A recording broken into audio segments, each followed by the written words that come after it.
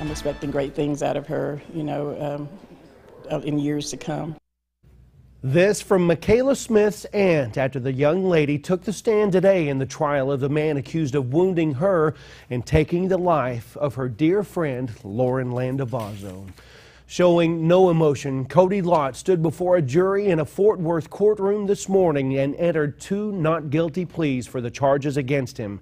Good evening. Thanks so much for joining us. I'm Daryl Franklin. Gwen Bevel is in the courtroom in Fort Worth right now, where Lott's trial is being held on a change of venue. And Gwen, several classmates of the 2 girls he's accused of murdering and wounding, they testified today, including the friend who was shot while walking home but survived.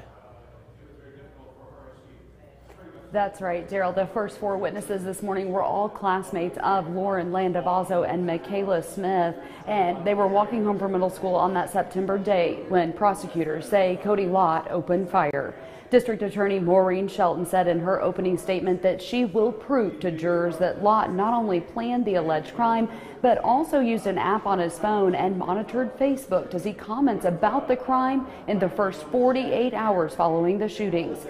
Public Defender James Rasmussen deferred his right to make opening remarks and then put his arm around his client, and testimony got underway.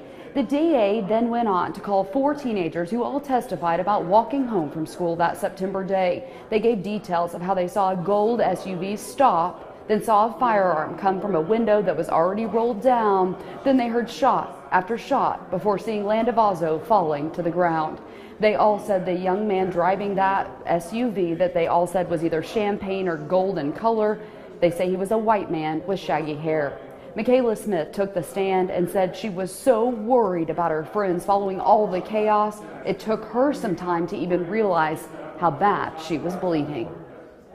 It's almost kind of unbearable for parents and family to go back through that again. So it's been a very emotional day, and but I know that for them to get it off and out of their system, for her it was a very healing for her today. Reverend Hart says she also thinks Michaela saved many lives that day, since even after she was wounded, she encouraged others around her to run and get out of the way. We also spoke with Carol Dodd earlier this afternoon, who's the grandmother of Donovan Cheek, who was Lauren Landavazo's boyfriend at the time of her death.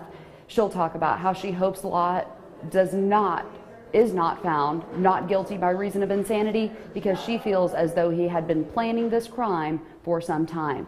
You'll hear more from her as well as Reverend Hart coming up tonight on KJTL on Fox at 9, as well as KFDX at 10. Okay, Gwen, thank you so much for that report.